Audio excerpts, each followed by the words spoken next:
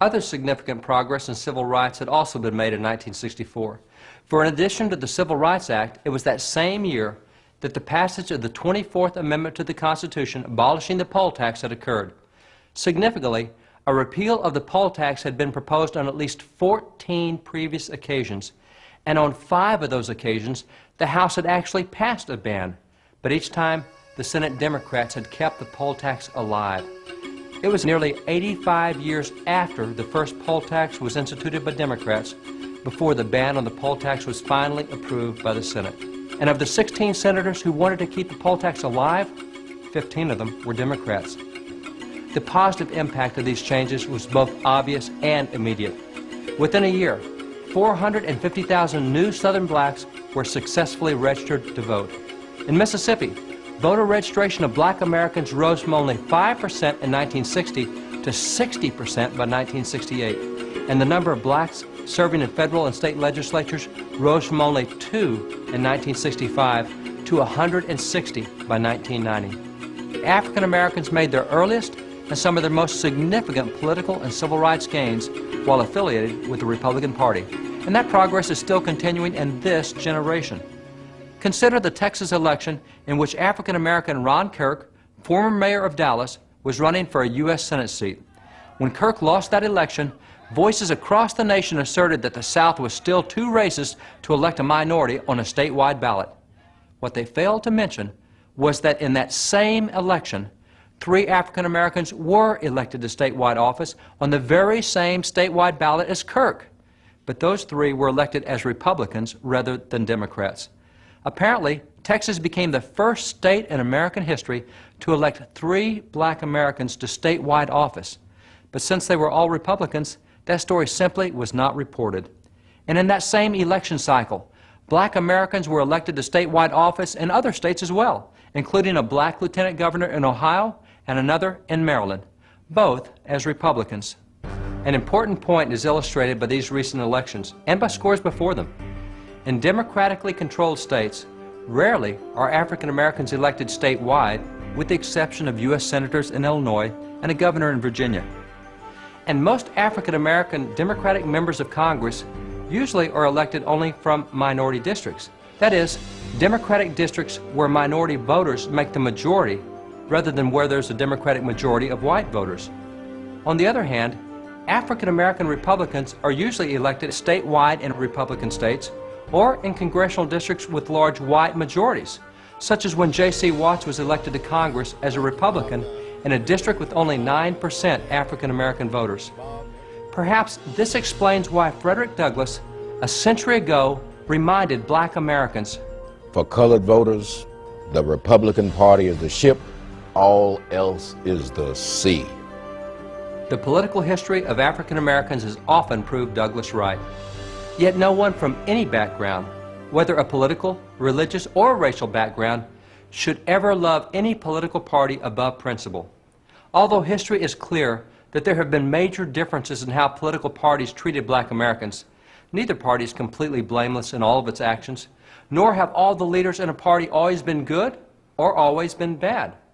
Understanding this truth, Representative Robert Brown Elliott, even though he was a strong Republican leader in his day, wisely advised, "I am a slave to principles. I call no political party master.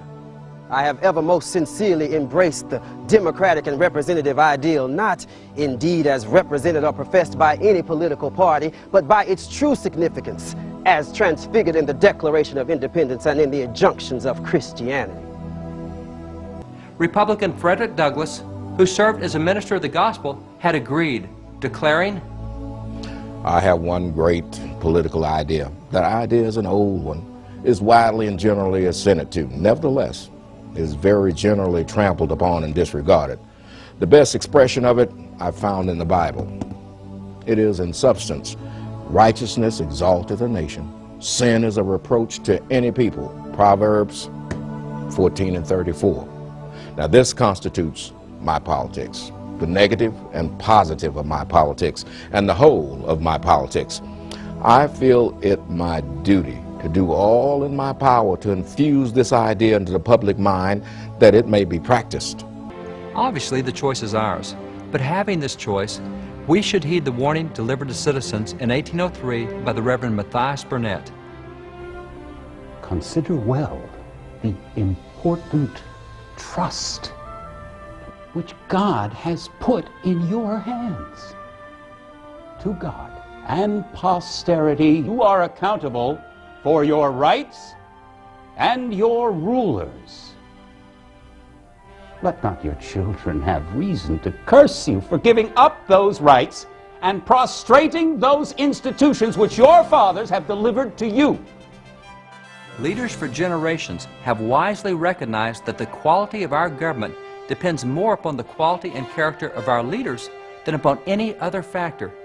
And they also understood that we were responsible for choosing leaders of character and righteousness, just as Frederick Douglass reminded voters of this truth based on Proverbs 14:34, so too did the Reverend Francis Grimke.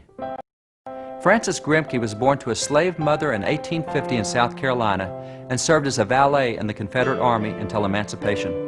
After the war, he attended Lincoln University, Howard University, and Princeton Theological Seminary, then became minister of the 15th Street Presbyterian Church in Washington, D.C., the same church earlier pastored by the Reverend Henry Highland Garnett. The stars and stripes, the old flag, will float over all these states. Yes.